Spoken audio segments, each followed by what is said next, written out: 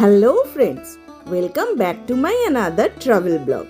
2024-এর শেষ শনি এবং রবিবার মানে 28 এবং 29শে ডিসেম্বর আমরা চলে গিয়েছিলাম বেনারস। আমরা আমাদের এখনকার বাসস্থান সাসারাম বিহার থেকে বাই কার গিয়েছিলাম। 2024-এর এই 26শে জানুয়ারিও আমরা গিয়েছিলাম বেনারস। সেই ব্লগসও তোমরা আমার চ্যানেলে দেখতে পেয়ে যাবে। ঠিক এক বছরের মাথায় আমরা আবার বেরিয়ে পড়লাম। এই আমরা বেনারস যাওয়ার পথে এখন এক জায়গায় এসে দাঁড়িয়ে এখন আমরা এখানে ব্রেকফাস্ট করছি। একটা ছোট রোড সাইড ধাবা, মোটামুটি পরিচ্ছন্ন, তোমাদের দেখিয়ে দিচ্ছি।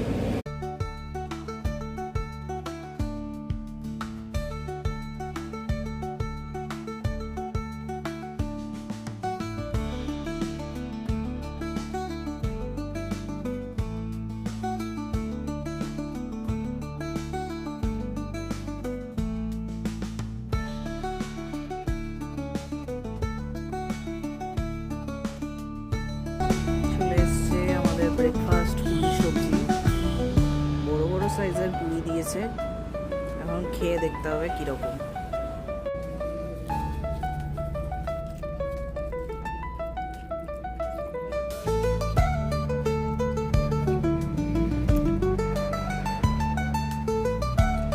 ধাবাটার নাম ছিল আপনা ফ্যামিলি রেস্টুরেন্ট। এটা বিহার বর্ডার ক্রস করে ইউপির কাছাকাছি একটা রোড সাইড ধাবা। আমাদের ঘর থেকে বেরোতে সেদিন একটু দেরি হয়েছিল। সকাল 9:30 নাগাদ আমরা বেরোই। আর সেদিনের ওয়েদার ফোরকাস্ট বলছিল বেনারস সাইডে হালকা বৃষ্টি হতে পারে। সেই জন্য সেদিন ঠান্ডাটাও কম ছিল। আকাশ মেঘাচ্ছন্ন, একটা হেজি ফগি ডে।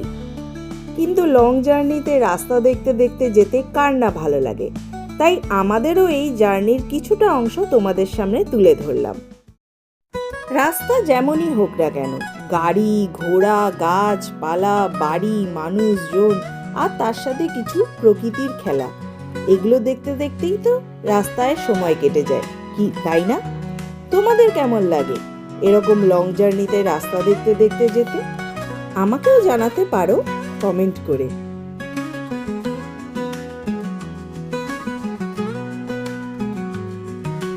সূর্যি মামা সেদিন মেঘের কোলে মাঝে মাঝে উঁকি দিচ্ছিল, আবার মাঝে মাঝে মেঘের মধ্যেই হারিয়ে যাচ্ছিল। আমার কিন্তু এইসব দৃশ্য দেখতে বেশ ভালো লাগছিল। আর এভাবেই পথ চলতে চলতে আমরা পৌঁছে গেলাম রামনগর এরিয়ায়। আগের বারে রামনগর ফোর্টে ভেতরে আমরা ঢুকেছিলাম, সেখানে অনেক ছবিও তুলেছিলাম আর ফোর্টের ব্যাপারে ডিটেলসও তোমাদের বলেছিলাম।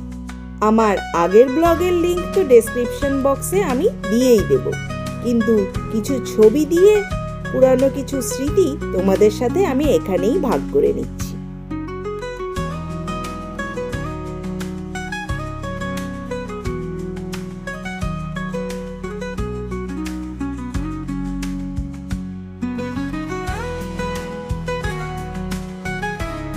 ফোর্টের রাস্তা পার করতে করতে দেখা মিলল সেই শিবপ্রসাদ লস্যি ভান্ডারের। মনে আছে তো? মনে নেই? চলো দেখিয়ে দিই। শিবপ্রসাদ লস্যি ভান্ডারের লস্যি, রাবড়ি দেওয়া, একদম ওপরে রাবড়ি দেওয়া রয়েছে। এটা রামনগর ফোর্টের একদম কাছে, পাশেই আর কি। এটা কিন্তু বেনারস এলে খেতেই হবে। এটা প্রতি গ্লাস 40 টাকা। এই যে রাবড়ি দেওয়া লস্যি। সত্যি এই ভিডিও ব্লগিং কিন্তু মজাদার একটা জিনিস। কত তো ঘুরেছি ছোটবেলা থেকে, কিন্তু তখন তো এইসব ব্লগিং ছিল না বা বানাতেও পারতাম না। কিন্তু এখনকার সময়ে এই ব্লগিংয়ের ব্যাপারটা আসাতে অনেক কিছুই কিন্তু মনে পড়ে যায়। আগে আমরা শুধু স্টিল ফটোজই তুলতাম। হ্যাঁ, স্টিল ফটোজ থাকতো ঠিকই, কিন্তু এত লোকের সাথে শেয়ার করা তো হতো না। শুধু নিজেদের স্মৃতি রোমন্থনের জন্যই ছিল সেই স্টিল ফটোগুলো।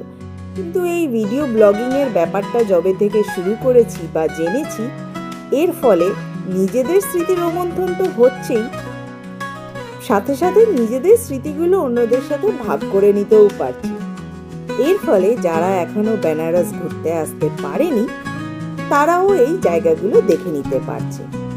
আর বলতে বলতেই দেখো না, বেনারসে যেই ঢুকলাম অমনি মেঘ মুখ ভার করে আমাদের ওপরই বৃষ্টি নামিয়ে দিল। বৃষ্টির জন্য সেদিন আমাদের পৌঁছতে অনেক দেরি হয়েছিল। আমরা উঠেছিলাম আস্সি ঘাটের কাছে এই রাহুল গেস্ট হাউসে। এটা হলো রাহুল গেস্ট হাউসের ডাবল বেডওয়ালা একটা রুম। আমরা কিন্তু এর আগে একটা ট্রিপল বেডওয়ালা রুমে ছিলাম এবং তার প্রাইস ছিল 3,300 টাকা 28 তারিখের জন্য। আর আমরা এই ডাবল বেডরুমে এসেছিলাম 29 তারিখ। এটার চার্জ আমাদের পড়েছিল 2200 টাকা মতো। কেন আমাদের ওই ট্রিপল বেডওয়ালা রুমে থাকতে হয়েছিল সেটা আর বলার কথা নয়।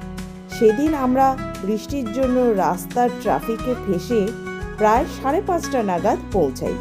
সেই জন্যই অগত্যা রুম না পেয়ে আমাদের ট্রিপল বেডওয়ালা রুমেই থাকতে হয়। আর এই যে টেরেস থেকে ভিউটা দেখছো, এটাই হলো রাহুল গেস্ট হাউসের ইউএসপি। ওদের এই টেরেস রেস্টুরেন্ট থেকেই আস্সি নদীর ফুল একটা ভিউ পাওয়া যায়। এমনকি ঘাট এবং ঘাটের থেকেও আরও কিছুটা বিস্তীর্ণ অংশ দেখতে পাওয়া যায় যদি দিনের বেলায় ক্লিয়ার স্কাই থাকে। এছাড়া আর লোকেশন ছাড়া এই গেস্ট হাউসে সেরকম কিছুই বলার মতো ভালো নেই। সন্ধে 6টা বাজতেই আমরা চলে গেলাম আস্সি ঘাটের আরতি দেখতে।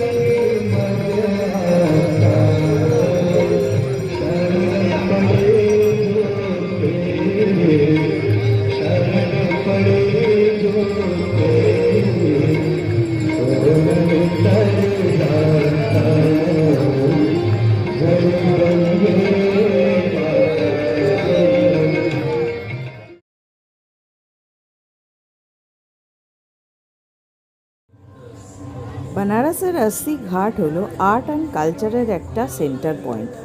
এখানে কিন্তু সকাল সন্ধে আরতির সাথে সাথে বিভিন্ন নৃত্যানুষ্ঠান এবং সঙ্গীতানুষ্ঠান এছাড়াও প্রাণায়ামও হয়ে থাকে।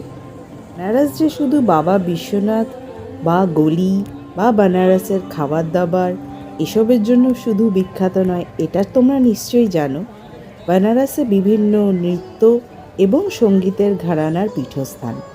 কাজেই নতুন করে আর আমার এই বিষয় নিয়ে কিছু বলার নেই সত্যি। আর এই আস্সি ঘাটে এসে না থাকলে এই উপলব্ধিটা আমার হয়তো হতো না। তোমরা যারা বেনারস এসেছো অথচ আস্সি ঘাটের দিকে আসা হয়নি, তাদেরকে রিকোয়েস্ট করব নেক্সট টাইম বেনারস গেলে আস্সি ঘাটের সাইডে একটা দিন নিশ্চয়ই কাটিও। তাহলে তোমাদেরও আমার মতো এক অন্য বেনারস দেখার সুযোগ হয়ে যাবে।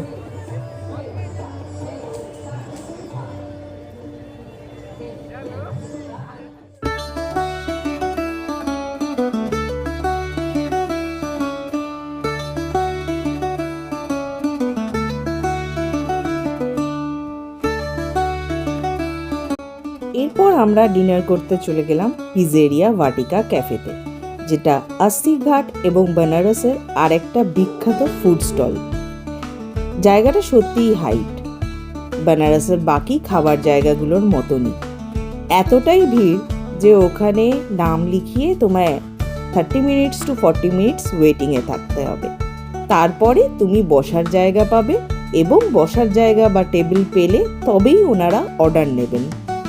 আর পয়েন্টস টু বি নোটেড, এই রকম হেভি ভিড় যখন থাকে এই রেস্টুরেন্টে তখন কিন্তু অনেক ফুড আইটেমসই তোমরা পাবে না। মানে তোমরা হয়তো ভেবে গেলে ব্রেডের কিছু ভ্যারাইটি টেস্ট করবে, তখন কিন্তু সেটা পাওয়া যাবে না। তবে হ্যাঁ, পিৎজাটা আমরা নর্মাল যেসব পিৎজা খেয়ে থাকি তার থেকে অনেকটাই বেশি থিন ক্রাস্ট এবং টেস্টটা আলাদা। এরপর আমরা রোড সাইড একটা স্টল থেকে খেয়ে নিয়েছিলাম অ্যারাবিয়ান মোমো, যার টেস্টটাও কিন্তু দারুণ ছিল।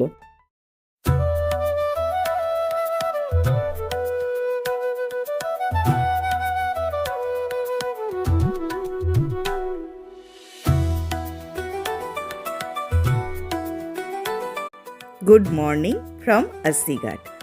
আস্তিঘাটের সকালটা কিন্তু খুব সুন্দর হয়। সকালে এখানে ভোরবেলা 5টা থেকেই গঙ্গা আরতি হয় এবং চলে সকাল 6টা অবধি, আর 7টা অবধি চলে ওই নানা রকম নৃত্য এবং সঙ্গীতের অনুষ্ঠান। এরপরে এখানে নানা রকম খেলাধুলা আর সকালে আসা মানুষদের চা কফি খাওয়ার ভিড় দেখতে পাওয়া যায়। শীতকাল বলে অত ভোরে উঠে আমরা আর গঙ্গা আরতি দেখতে আসতে পারিনি। আমরা ওই 7টার দিকে ঘাটে পৌঁছেছিলাম এবং টুকটাক কিছু টিফিন করে নিয়েছিলাম আর খেয়ে নিয়েছিলাম সেই মালাইউ। চলো ব্যাক ফ্ল্যাশে তোমাদের একটু মনে করিয়ে দিই। বেনারসের আমাদের নেক্সট খাবার হচ্ছে মালাইউ। এইটা কিন্তু শুধুমাত্র শীতকালেই বেনারসে পাওয়া যায়। মালাই বানিয়ে শীতকালে ছাদে রেখে দেওয়া হয় এক ধরনের জালির সাহায্যে এবং তাতে শীতের শিশিরটাকে নেওয়া হয় আর তার সাথে কেসার, পেস্তা, বাদাম মিশিয়ে এই মালাই তৈরি করা হয়।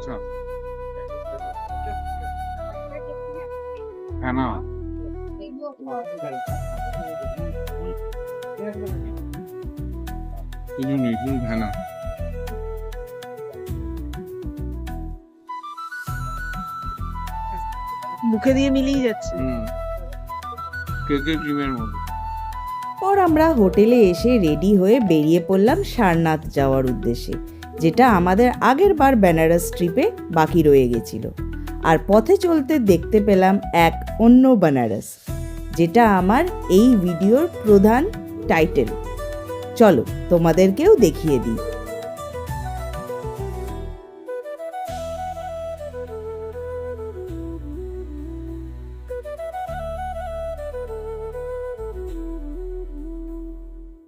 এই যেন এক অন্য বেনারস, উন্নত আর শহুরে। এই পথ দিয়েই 45 মিনিট অটোয় করে গিয়ে আমরা সারনাথে পৌঁছেছিলাম। অটো ভাড়া আমাদের লেগেছিল 1100 টাকা। আমরা কিন্তু শুধু সারনাথ যাইনি, সারনাথ থেকে আরও 6 কিলোমিটার দূরে এক নতুন মন্দির আমরা ঘুরে এসেছি। এই নতুন মন্দিরটা কিন্তু এখনও অনেকেই হয়তো দেখোনি বা জানো না। এই সমস্ত ডিটেলস আমি দেব পরের ভিডিওতে। কথায় আছে না, সবুরে মেওয়া ফলে। সত্যি সবুর করে তোমরা যদি আমার পরের ভিডিওটা দেখো, এক অত্যাশ্চর্য সুন্দর মন্দির দেখতে পাবে। আশা করি তোমাদের খুবই ভালো লাগবে।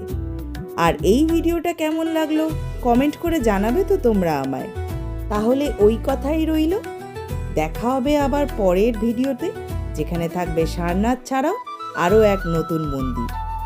আর এই ভিডিওটা ভালো লেগে থাকলে লাইক, শেয়ার আর কমেন্ট করতে কিন্তু ভুলো না। আর যারা আমার এই ভিডিও প্রথমবার দেখছো তারা আমার চ্যানেলটাকে সাবস্ক্রাইব করে বেল আইকনটা প্রেস করে দিও। আর যারা আমার পুরানো বন্ধু রয়েছো তাদের কাছে একটা রিকোয়েস্ট, সাবস্ক্রাইবের বাটনটা কিন্তু বারবার টিপে দিও না, তাহলে কিন্তু আনসাবস্ক্রাইব হয়ে যাবে। তাহলে চলি, পরের ভিডিও নিয়ে তোমাদের সাথে আবার দেখা হবে। আজকের মতো টাটা।